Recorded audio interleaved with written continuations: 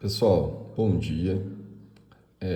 Como eu falei para vocês, eu tenho passado aí para todo mundo aí, o objetivo principal que eu criei esse canal é passar o máximo de informações a respeito do tiro e desmentir uma série de besteiras que o pessoal faz para que, diante do atual cenário do nosso governo, eu tenha a possibilidade, né, as pessoas têm a possibilidade de entender o que é o tiro esportivo, como ele funciona e as leis e tal, para vocês verem que hoje nós já temos burocracia mais do que suficiente e temos a garantia de que qualquer pessoa que queira hoje tirar um CR vai passar por um processo bastante burocrático, e essa pessoa com certeza vai ser uma pessoa de bem, tá? É o seguinte, a gente faz toda a solicitação, tá, disso daqui num sistema que chama SIGECORP, tá? Mas em função do fatídico decreto, né, 11366 de 1º de janeiro, eu não consigo entrar lá para mostrar para vocês o passo a passo lá. Então eu vou mostrar para vocês a questão de documentação, tá? Quais são os documentos que são necessários. O pessoal aí que está estranhando aí, tá vendo eu apontando para o computador e não para minha cara, é bem simples, tá? Eu não tenho tanto domínio assim dessa questão de informática para ficar editando os vídeos e não é o meu objetivo também, que isso vai demorar muito tempo. Eu só quero passar informações para que as pessoas entendam como que funciona o tiro esportivo e que já é um setor extremamente burocrático e fiscalizado, tá? E tudo que o pessoal fala a respeito disso é balela, tá?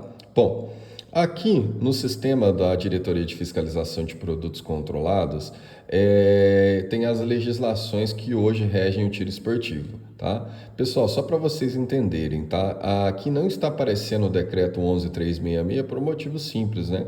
Esse decreto está sendo analisado, né, pelo jurídico e tal, para que se entenda o decreto, porque a redação dele foi horrorosa, tá? Mas basicamente a lei, né, que rege hoje o tiro esportivo é essa aqui, a 10.826 de 22 de dezembro de 2003, tá? O decreto regulamenta algumas coisas da lei, mas essa é a lei fundamental e ela segue aqui. E aqui nós temos as portarias, né, que se sucederam ao decreto 9.846 de 2019, e essas portarias aqui que regem, né, também, como se diz, né, são várias coisas que tem que acontecer para o tiro funcionar, e aí tem as portarias, essas portarias estão em vigor independente do decreto, tá? Hoje, então, quais são os documentos que são necessários, tá? O requerimento para a concessão de registro, né, de arma de fogo, acessório de arma de fogo, né, que está aqui, que é o anexo B da portaria 150 do COLOG, tá? Como a gente faz isso hoje no SIGECORP, isso é eletrônico, tá? Então, necessariamente a gente não precisa mais imprimir o documento físico, tá? Essa foi uma das melhorias que o Bolsonaro fez. Pessoal, mas qual que é a melhoria disso aqui? É simples, cara. Você entra lá no sistema e registra. Eu já várias vezes, como é muito documento, já mandei documento, meu processo, meu faltando assinatura, ou faltando visto, ou faltando alguma coisa, e esse processo é indeferido. E esse processo demora pra caramba para ser analisado, tá? Então, isso daí foi uma das melhorias. Como eu disse para vocês, na burocracia não mudou nada, eu continuo tendo que fazer o requerimento, só que esse requerimento passou a ser eletrônico, tá? Um documento de identificação pessoal do requerente, e aqui estão os documentos que podem ser carteira de identidade, carteira de trabalho, carteira profissional, OAB, CREA, CRQ, entre outras coisas, passaporte, carteira de identificação funcional, isso aqui para servidores públicos, tá? Ou outro documento público que permita a identificação do requerente, tá? Um exemplo seria a CNH, mas eu mesmo não mando a CNH, porque muitas vezes quando a gente vai fazer a concessão do CR, na CNH não consta a cidade que você nasceu, seu documento pode ser indeferido por causa disso, então eu prefiro mandar o RG, tá? Normalmente quando a gente vai fazer lá. Aqui entra a parte mais legal, tá? Da questão dos outros documentos. Quais são os outros documentos que eles pedem? Certidões de antecedentes criminais. Mas vamos entender, tá, gente? A gente tem várias instâncias da justiça, tá? Então as certidões precisam ser da Justiça Federal, para dizer que eu não cometi nenhum crime federal, da Justiça Estadual, tá? Que aí a justiça aqui em geral rege, né? Rege tudo, né? Que é a justiça regional e tal, militar e eleitoral. Ou seja, se eu tive algum crime cometido em qualquer uma dessas instâncias, o meu processo é recusado, tá? Então, lembra aquela história retórica que o pessoal passa aí? Ai, o pessoal é isso, aquilo, aquilo outro. Pois bem, eu tenho que ajuntar essas 3 certidões dizendo que eu não cometi nenhum crime em todas as instâncias da justiça do país, tá? Se eu tiver alguma coisa que for justificável, tem que justificar. Se for injustificável, meu CR é indeferido, ou seja, eu não tenho autorização para comprar arma de fogo, tá? E aí, Milton, o que acontece nisso daqui? Já teve um processo meu que ele foi indeferido, tá? Por quê? Eles conseguem consultar online algumas informações e não é só a certidão, tá? Eu, num processo, como eu era gerente do banco, ajuntaram o meu nome no processo como testemunha. Eu era testemunha do banco, tá? Então eu não estava sendo processado ou processando ninguém, eu era testemunha de um processo. E me pediram explicações sobre aquilo ali, tá? Então é um exemplo do que acontece. Então eu tive que mandar um monte de documentação lá da justiça, que na realidade eu fui convocado como testemunha e não como eu era funcionário da empresa, fui convocado como testemunha e não que eu estava sofrendo nenhum processo para mim poder fazer a revalidação do meu CR na ocasião, tá? Além disso, eu preciso fazer uma declaração de que eu não estou respondendo inquérito policial ou processo criminal, tá? Um exemplo, eu fiz um boletim, foi feito um boletim de ocorrência, eu fiz uma merda e foi feito um boletim de ocorrência, isso não entrou na justiça ainda. E eu faço essa declaração, porque se eu estiver mentindo, né, a respeito disso daí, eu tenho também as consequências legais com relação a isso, tá? Bom, eu tenho também que ter um comprovante de ocupação lícita, ou seja, eu preciso comprovar que eu tenho grana para comprar uma arma de fogo e manter a arma, tá?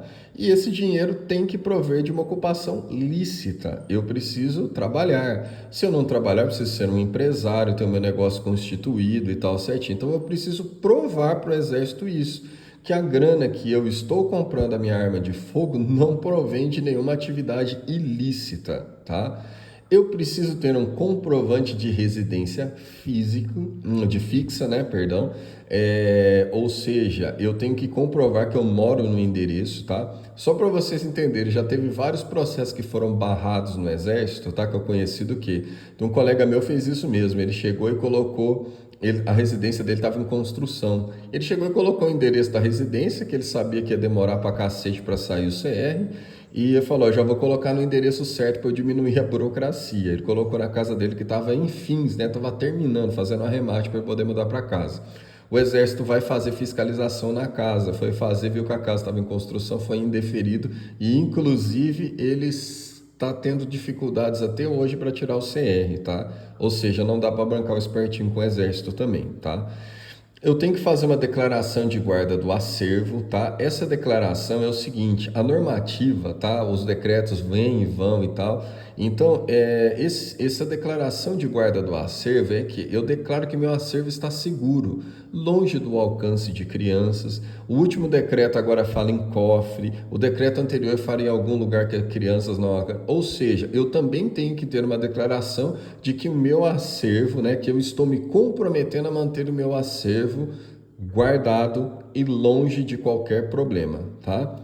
Fora isso, eu preciso ter um comprovante de capacidade técnica para manuseio e arma de fogo, concedido por instrutor de armamento e tiro credenciado pela Polícia Federal.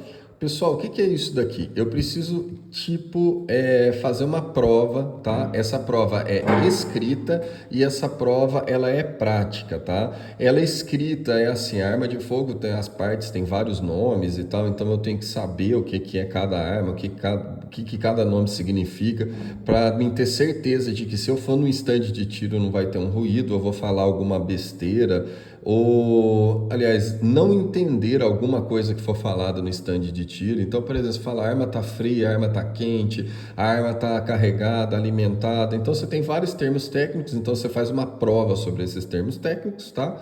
E depois você vai atirar e comprovar que você sabe atirar para você ter arma de fogo.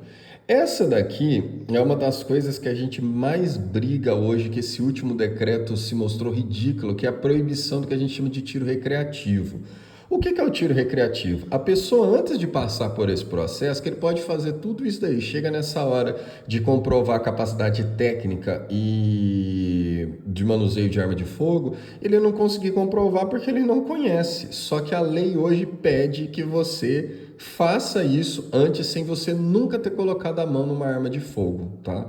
Então, basicamente é isso. Você tem que atirar, tem que mostrar que você sabe atirar sem você nunca ter posto a mão numa arma de fogo, né? Isso inviabiliza os cursos anteriores, né? Então, eu faço um curso, né? Que nem, vamos supor, CNH. Você vai tirar CNH, você faz um curso de legislação, você faz cursos práticos, né? Você tem que ter uma quantidade de aulas mínimas para você se submeter à prova. No tiro esportivo, isso se torna inviável por causa das loucuras da legislação brasileira, tá?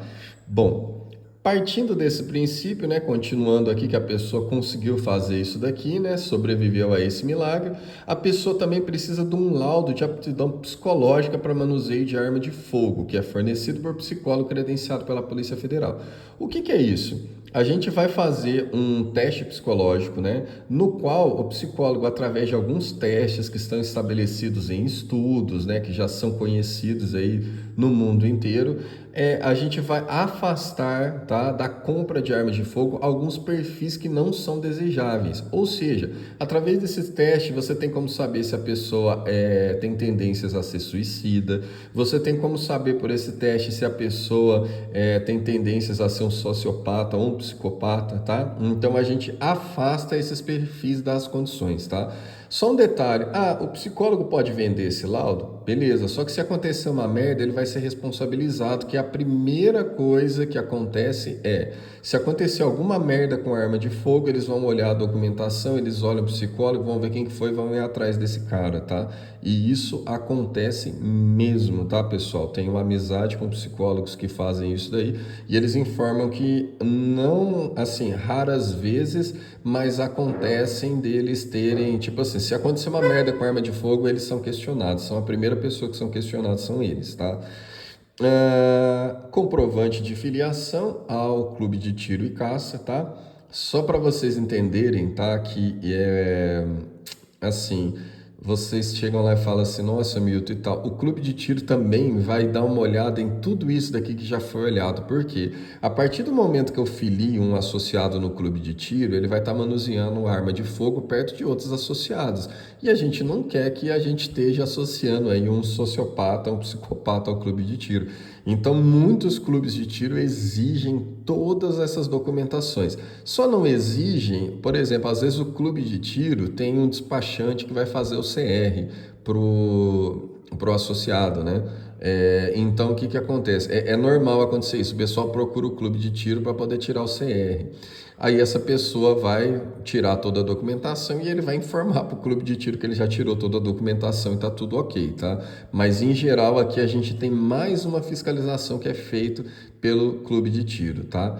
Feito isso daí, então, aí a gente vai pagar as taxas, tá? Os valores das taxas, isso que vai para o governo, tá em torno de R$ 100, tá? Esse é o valor que você vai pagar para conceder o CR, beleza? Milton, mas e aí? O que mais implica nesse processo? Bom, o que acontece é o seguinte: essa capacidade técnica de manuseio de arma de fogo, tá? Ela é feita por um instrutor, ela tem um regulamento, tá? O instrutor cobra, se não me engano, tá, gente? Eu posso estar falando besteira.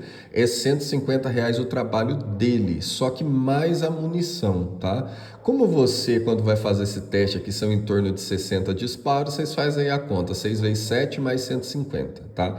É o valor que vai ser cobrado para fazer esse laudo de capacidade técnica, tá? E o laudo psicológico está variando em torno de 240 a R$ 300, eu não lembro certinho o valor também, tá? Então, pela conta aí, você vai pagar aproximadamente R$ 600 aqui, mais R$ 300 para o laudo psicológico. Vamos colocar os maiores valores. Vai ser R$ 900 o custo de tirar o CR, mais os R$ 100 aqui como fala, que vai para o Exército, né? Que é o trabalho do Exército, o GRU, tá? Então estaria em torno de R$ 1.000. Só que tem um detalhe, tá? Esse processo todo precisa ser preenchido no Sinarme, tá? Desculpa, no Sigma, tá? Você faz através de um sistema que eu falei aqui para vocês anteriormente, que é o SIGECORP, tá? Eu vou entrar aqui na página do SIGECORP só para vocês entenderem, mas é assim, ele também não é simples, tá, de ser feito, tá? Então esse aqui é o SIGECORP, você vai entrar aqui solicitação de serviço, pessoa física, você vai aqui informar os dados iniciais e depois preencher o requerimento com o que é que você deseja, né? Então no caso, eu não vou poder fazer aqui com o CR, tá? Porque o CR está suspenso, tá? Então a gente vai conferir os dados iniciais, está suspenso pelo decreto, ninguém pode pedir CR até 1º de fevereiro a princípio, tá? E aí você vai ter que preencher aqui, escolha as atividades e os serviços, e aí você vai colocar, o meu aqui também não aparece concessão de CR, tá? Eu teria que colocar revalidação. Eu vou mostrar aqui para vocês só como que é, a revalidação para a pessoa física, né? E aí já aparece essa mensagem de erro aqui que não está sendo possível conceder por causa do decreto, né? Por causa do que está acontecendo aí agora, tá? Esse processo aqui, esse troço aqui, gente, é muito chato de preencher. Então, quando você for fazer um CRAF, for fazer alguma coisa, tem várias nomenclaturas que não se conversam. Tipo assim, eu preciso colocar um código e esse código não tá aqui, né? Então não tem como escolher, então tem que achar esse código em outro lugar. Em geral, para a própria pessoa fazer, ela tem que ter tempo ou duas coisas, ou tempo para procurar, ou muito tempo de tiro, que aí ele já sabe, né? No meu caso, os meus processos, grande parte deles sou eu que faço. Mas, em geral, quando você está iniciando, você precisa pedir o apoio de alguém, você precisa pedir um apoio de um despachante. E esse despachante também vai cobrar o trabalho dele, que varia de 300 até R$ 1.000, tá? Por que de 300 a R$ 1.000? Se o processo pudesse ser eletrônico, pudesse ser feito aqui, R$ 300, mas se eu precisar me deslocar para a organização militar, então, por exemplo, às vezes eu estou em São João da Boa Vista, o cara precisa ir fazer, os nossos processos são registrados em Sorocaba, 240 quilômetros daqui, então o despachante vai cobrar mais caro, que ele vai ter que estar viajando para Sorocaba para resolver o teu problema, e em geral não consegue resolver com uma viagem só, tá? Precisa ser mais do que uma, certo? Pessoal, basicamente é isso. Só para vocês verem depois de tudo isso aqui, que esse vídeo já está com 17 minutos e eu tentei ser o mais breve possível, olha como que é as coisas, tá? Hoje, isso daqui é o que é necessário para a concessão de um CR, tá? É algo bastante demorado. Eu esqueci de mostrar uma coisa aqui, vou entrar aqui correndo enquanto eu vou falando para vocês. Demorado e burocrático, tá? A gente faz uma brincadeira no tiro lá hoje, que é assim, né? Principalmente o pessoal que acaba entrando com menos tempo, fala assim, cara, eu descobri o mapa da mina. Quando eu for casar, quem não é casado, eu vou casar com uma atiradora esportiva. Aí a gente bem fala assim, por quê? Porque eu sei que ele não tem nenhum processo na justiça, ele não é louco que ele fez uma avaliação psicológica e gosta de armas, né? Então é a brincadeira que a gente fala. Sempre que você for escolher para casar, escolha uma mulher que fez tiro esportivo, que você vai ter certeza que você não vai ter dor de cabeça, tá? Eu queria só mostrar aqui para vocês, listar aqui alguns processos, só para vocês entenderem. Eu vou listar o último meu aqui. É um registro de uma arma de fogo, tá? Que está parada lá em Sorocaba. Só para vocês terem uma ideia, eu requeri a aquisição da arma de fogo no dia 29/9/2022, tá? O que aconteceu então? Dia 29 de setembro eu pedi para comprar essa arma e eles deferiram o processo. Aí eu preciso entrar em contato com a loja, emitir nota fiscal da loja, tem uma série de burocracias. E esse processo também demorou para sair, né? Então eu entrei no dia 29, esse processo saiu no finalzinho de outubro, que ele foi deferido, né? Infelizmente o SIGECORP não mostra a data aqui, tá? E aí eu passei para a loja emitir nota fiscal, para mim dar a entrada. Resumindo, eu consegui dar a entrada no processo, né? Então eles me autorizaram a comprar, eu comprei então a arma de fogo, paguei, emitiram a nota, eu preciso emitir o registro da arma de fogo, tá? Então olhem para vocês verem a redundância que existe nesses processos. Se eu tivesse acontecesse alguma coisa comigo, eu tivesse sido processado e aparecesse alguma coisa, quando eu fosse fazer a aquisição do PCE, né, a autorização de compra, eles já teriam me barrado aqui. certo? Então, o que que acontece? Ou seja, eu tenho CR, só que eu cometi um crime, beleza? Eu não teria conseguido essa aquisição, beleza? E depois que eu consegui essa aquisição da arma de fogo e tal, tal, tal, se eu cometi um crime nesse meio caminho aqui, eu tenho uma outra redundância, que eu tenho que solicitar o registro da arma de fogo. Esse registro pode ser recusado, tá? Uma outra coisa que a galera fala aí muito é o seguinte: ô Milton, e eu tenho direito a comprar 3, mas então vou pedir autorização de 10 armas. Eu posso pedir? Tem organizações militares que não emitem, tá? Eles só vão emitir até 3 autorizações e tal. Se eu tiver pedido uma autorização, eu tenho que pedir para cancelar ela, para pedir outra, enfim. Mas acontece que eu também tenho que registrar a arma depois. Então, se eu solicitei, por exemplo, a aquisição de 10 armas de fogo, eu só vou conseguir registrar 3 delas. Então, as demais, mesmo que eu tenha emitido a nota fiscal, eu não vou conseguir registrar, eu não posso pôr a mão nessa arma, tá? Só para vocês verem. E aí, seguindo, esse processo de entrada no dia 14 do 11. Hoje é dia 9 de 1 de 2023. Esse processo não foi deferido até agora, ou seja, comprei a arma de fogo, não pus a mão, nem sei se vou pôr devido à atual legislação que está correndo aí. Certo, pessoal?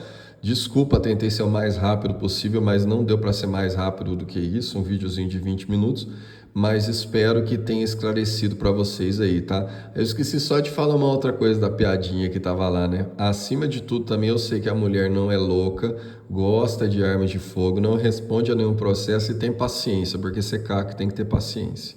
Beleza, pessoal? Depois a gente vai falando mais sobre isso daí. Um abraço e até logo.